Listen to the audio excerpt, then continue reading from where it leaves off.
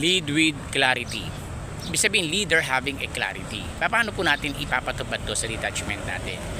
Kadalasan o mostly, talagang ang daming kulang. Kahit naman saan kung hahanapin mo yung mali, marami ka talagang makikita. Maraming kulang, walang perfect, sabi niya.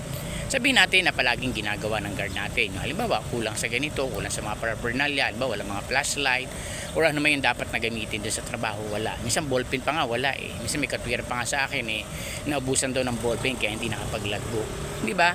Kung bibigyan natin ng attention talaga, sobrang napakamalaking talaga yan. Damage talaga. Imagine mo isang ballpen, wala ka.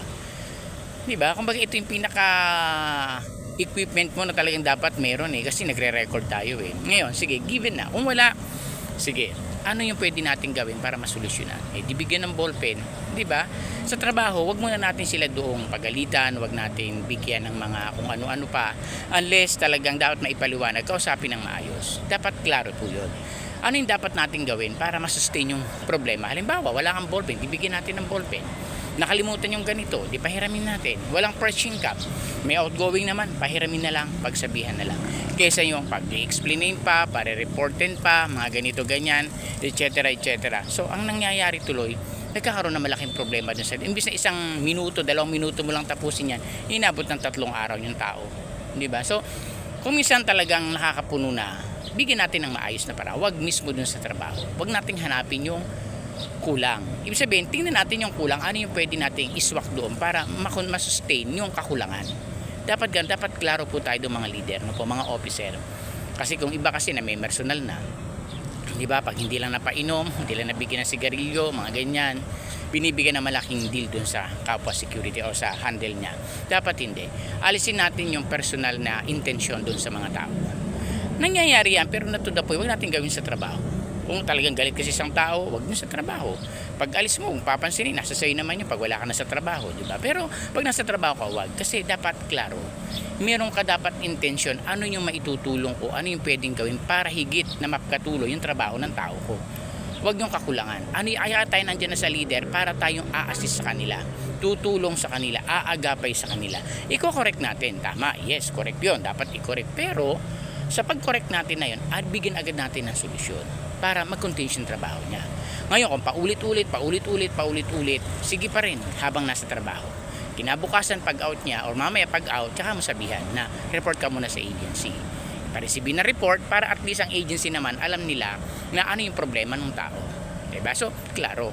At ganun din sa agency, dapat there is a clarity. Pag binigyan na ng sanction, binigyan na ng report yan, ilang beses na, bigyan na dapat pa ng ilipat na. Diba? So ganun din. Sa detachment kasi maraming nangyayari dyan. Kaya iba dyan umaalis. Kasi hindi klaro sa kanila.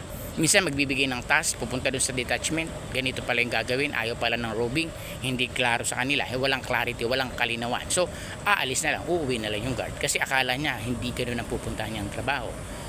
So dapat may clarity. Hindi lang sa damin, magmumula sa agency yan. Pag mga hina-hire, dapat sinasabi, yung pupuntahan mong detachment, ganito yung gagawin mo. May idea na agad siya. Ngayon, kung ayaw niya, nasa sa kanya. Hindi yung pupunta doon, nagpagod na, nagpamasahe na.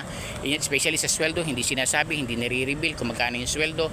Parang pinapainan lang pagdating sa detachment, ganun pala yung sweldo, aalis na. So kawawa naman yung tao. Magkano yung pamasahe? Dapat doon parang there is a clarity. Ito yung sweldo mo doon, ganito yung dadatan mo doon, ganito yung policy doon, akma ka ba? Diba, para may idea na. Kasi pag naandun na, minsan ayaw, napilitan na kasi gumastos na, wala nang masulingan, sana may pupuntahan pa pala magandang opportunity, hindi pinuntahan, inuna lang yung napuntahan, napamali pa. So wala na. Nakulong na siya doon. So pagdating sa trabaho, wala nang gagawin yan, magmamalinggiring yan. So wala kasing clarity. So dapat sa lahat, from start to the agency, dapat bini-briefing yan, ano yung dapat na concept, ganito, ganyan. And then bago padala, and then pagdating sa detachment, iklaro pa din, bigyan pa din ng kaliwanagan, i-briefing pa rin, ano yung mga tasks, ano yung mga gagawin, daily tasks, para at least aware siya. And then papirmahin. Ako kasi ganun pa nag-interview ako, may folder ako dyan. Ano yung mga reminders sa kanila na gagawin.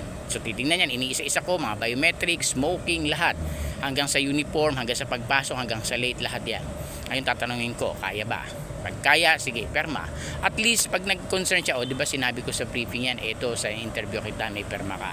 Klaro. Ano yung dapat, hindi yung hahayaan lang natin, kahit naman ikaw, hayaan ka dyan, anong gagawin mo? Minsan pag bago pa, Inahayaan lang nila kung ano yung gagawin. Matuto ka dyan, magtanong ka, pwede ba yun? Dapat i-assist natin, bantayan natin. Kaya kapag may mga roving akong guard, sabi ko, kaya mo na bang mag-isa sa roving? Kasi mataas yung building natin, baka maligaw ka or ganito. Kaya mo, pag hindi, sige, pasasamahan kita sa unang ikot. Kahit nag-OJT na yan na isang ikot. Kasi nga, tinitina ko yung safety pa din siya. Kasi klaro sa akin na safety dapat na yung tao ko. Mahirap kasi baka mamaya bigla ko ano mangyari yan. Command responsibility, tama yun, di ba? So dapat ibinibigay natin sa kanila yan. Kasi tao yan. Iniingatan kaya nga, di ba, ang trabaho natin as a security guard, my fundamental duty is to protect lives and properties. Yet, tao yan, buhay yan. Kasama mo yan, gwardiya kayo tapos hindi mo iingatan. Nag-iingat ka sa iba, tama yun. Pero bakit sa pamilya mo, sa kasama mo, hindi ba natin pwedeng gawin yun? Dapat, number one, sabi ko nga, safety first. Kaya nga dapat, mga leader, having a clarity sa lahat ng gagawin nating task sa trabaho natin, ganun din sa agency, especially siyempre sa buhay natin personal. Dapat klaro ano yung purpose mo, ano yung goal mo.